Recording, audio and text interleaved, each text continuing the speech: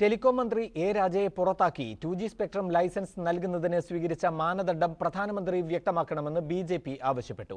പ്രധാനമന്ത്രി ഇനിയും മൗനം പാലിക്കുന്നത് അദ്ദേഹത്തിന്റെ പ്രതിച്ഛായയ്ക്ക് തന്നെ കളങ്കമാകുമെന്ന് ബിജെപി വക്താവ് പ്രകാശ് ജാവ്ദേക്കർ പറഞ്ഞു. അതേസമയം ചെന്നൈയിൽ കരുണാനിധി തന്നെ രാജയെ ന്യായീകരിച്ചതോടെ കോൺഗ്രസ് ദേശീയ നേതൃത്വവും നിലപാട് മയപ്പെടുത്തി.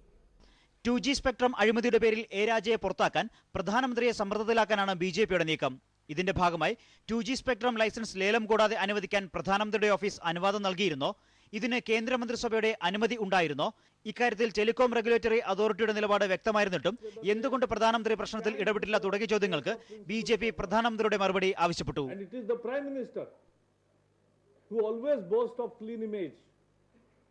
With his silence, which is more eloquent, therefore more eloquent,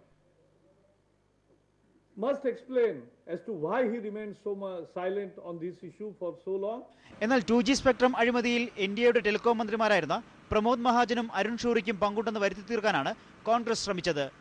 ഇവർ മന്ത്രിമാരായിരുന്നപ്പോൾ അനുവദിച്ച ലൈസൻസുകൾ കൂടി പരിശോധിച്ച ശേഷം രാജയുടെ കാര്യത്തിൽ തീരുമാനമെടുക്കാമെന്ന് കോൺഗ്രസ് നേതൃത്വം വിശദീകരിച്ചു. പ്രതിപക്ഷത്തിന്റെ ആരോപണം മാത്രം കണക്കിലെടുത്ത് UPA സഖ്യേഷിയെ തള്ളിപ്പറയില്ലെന്നും കോൺഗ്രസ് നേതൃത്വം അറിയിച്ചു. ചെന്നൈയിൽ കരുണാനിധി നടത്തിയ പ്രസ്താവനയെ പിന്തുണച്ചുള്ള നിലപാടാണ് ഡൽഹിയിൽ കോൺഗ്രസ് നേതൃത്വം സ്വീകരിച്ചത്.